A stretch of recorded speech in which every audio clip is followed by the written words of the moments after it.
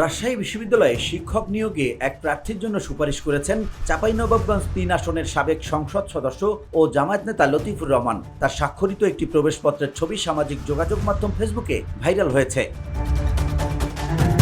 শনিবার রাতে বিশ্ববিদ্যালয়ের উপ-উপাচার্য অধ্যাপক ফরিদউদ্দিন খানের ফেসবুকে আজমিরা আরিফিন নামে এক প্রার্থীর প্রবেশপত্রের ছবি স্টোরি হিসেবে প্রকাশ পেয়েছে। এই প্রবেশপত্রের ওপর রেফারেন্স হিসাবে ইংরেজিতে চাঁপাইনবাবগঞ্জের সাবেক সংসদ সদস্য লতিফুর রহমানের নাম লেখা আছে।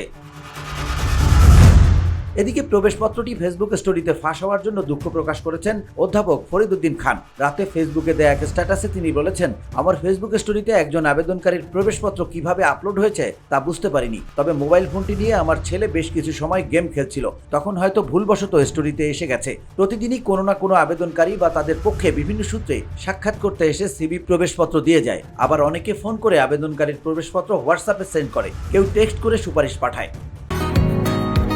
বসুন্ধরা, উত্তরা, বনশ্রী, কুড়িল ও বাড্ডা সহ রাজধানীর বিভিন্ন স্থানে অভিজাত ও অত্যাধুনিক মানের ফ্ল্যাট কেনার এক নির্ভরযোগ্য প্রতিষ্ঠান প্লেজেন্ট প্রপার্টিজ লিমিটেড। তাই আপনার স্বপ্নের আবাসনের জন্য আজই যোগাযোগ করুন। Pleasant properties limited, where destiny matches eventually.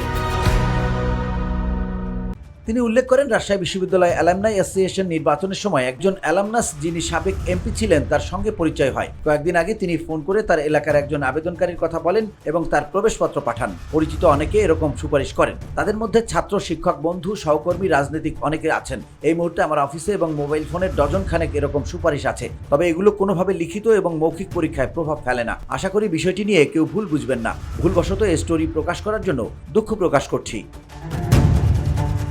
VOD Bangla news desk.